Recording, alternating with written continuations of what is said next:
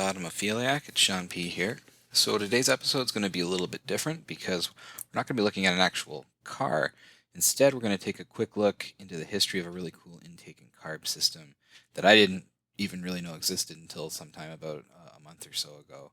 And this is despite the fact that it was developed over 50 years ago. So, of course, if you're looking at my thumbnail, then you know today we are talking about the CrossBoss. So the CrossBoss is an intake manifold that was developed to deliver air and fuel from the Autolite inline 4-barrel carburetor. It was developed by Ford in the late 1960s to ensure compliance with some new SCCA rules.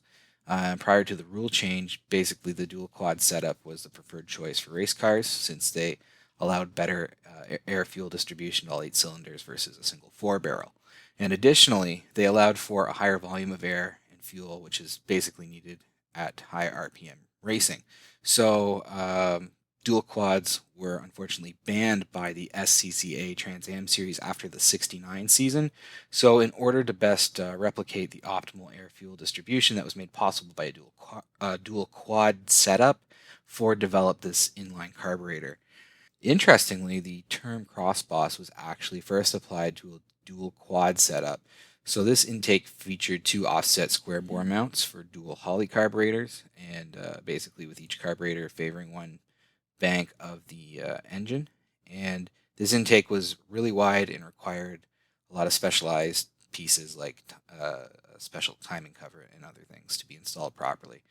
So after the SCCA rule change, Ford basically had to pivot since their dual quad setup was now illegal. So the CrossBoss was now developed into the single inline 4-barrel setup that we see here today. So why doesn't this carb and intake enjoy a lot of the same modern day legendary status as other products associated with the Boss program? Well, this is probably due to the fact that the carburetor was declared illegal by the SCCA, and I believe this was because it seemed as though Ford never intended to offer the carburetor as an option in its production vehicles. And I believe to be included in this series, you had to be working with some sort of basically stock equipment. So this didn't meet that eligibility criteria.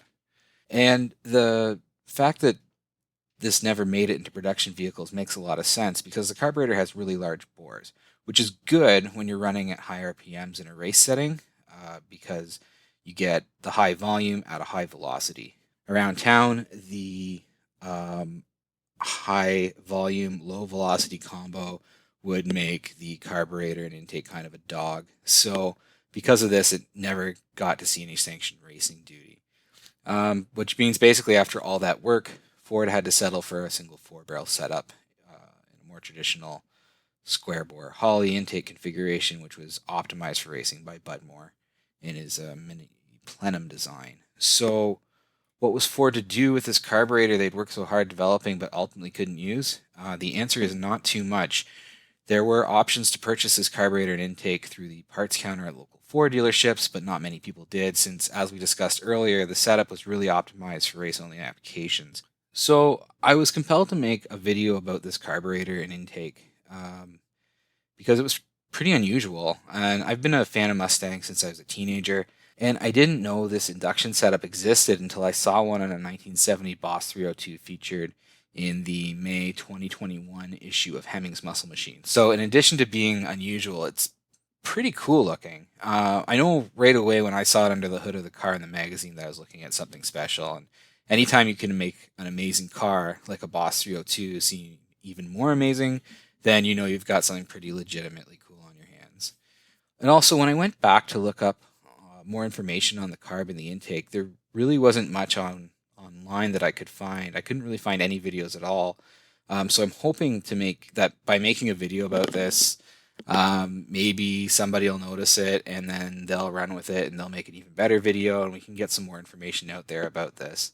But there is some information available on the web, and if you are looking into info on this setup, the CrossBoss setup, then you really can't go wrong visiting the website inlinecarb.com. So this is a really awesome website run by Kelly Caulfield. Kelly has a lot of first-hand experience with these carburetors and intakes, and he's also developed some pretty cool custom setups, including dual inline induction system. So really neat stuff. The site includes pretty cool pictures and information on the carburetor's history, how it works, pictures of all the components, and really great technical information. So if you're interested in learning more about this setup, I really recommend that you visit Kelly's site. And I've included a link in the description. And additionally, I have to give a shout out to Kelly for permission to use images and information from inlinecarb.com in the production of this video. So that's it for today. If you have any additional information you'd like to contribute about this CrossBoss setup or the Autolite inline 4-barrel carburetor, please leave a comment below. And if you've enjoyed this video or learned something new, give me a thumbs up. And finally, if you want to see more cool content like this, please subscribe and hit the bell to make sure you don't miss any unusual automotive history or interesting car ad finds. And that's it for me for now. TTFN.